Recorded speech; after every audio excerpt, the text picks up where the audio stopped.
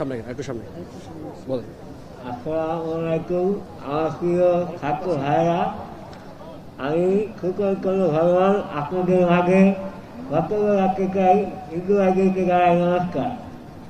আমি আপনাদেরকে বলতে চাই যে খোলাকার খেলাধুলার জন্য আজকে আমার মুখে এই অবস্থা। আমার হাতে পায়ে গুলি লেগেছে, তাতে আমার কোনো দুঃখ নেই।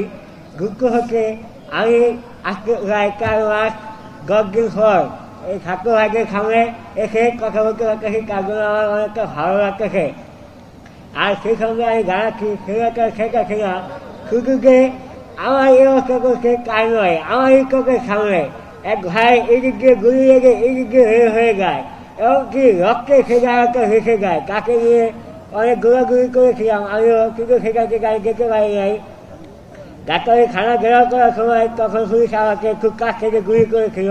কিন্তু আমার এই অবস্থার জন্য আমার কোনো দুঃখ নেই। দুঃখ একটাই, এই খোলাটা শেখাচ্ছি না এখনো কিন্তু খেয়ে নেই। সে আরেক দেশে বসে বসে আমাদের দেশকে নিয়ে গুলি কাটতেছে।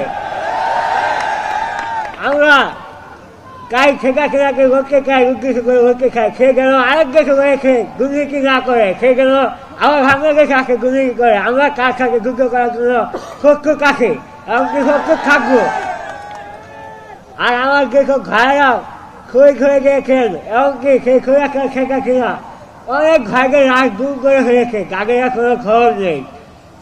আমরা চাই চাইবো যে খোলাটা শেখাচ্ছি না যেন সতর্ক হয়, আর তার শাস্তি দাবি করছি আমরা, তাকে যেন খুব দূর করে শাস্তি দেওয়া হয়।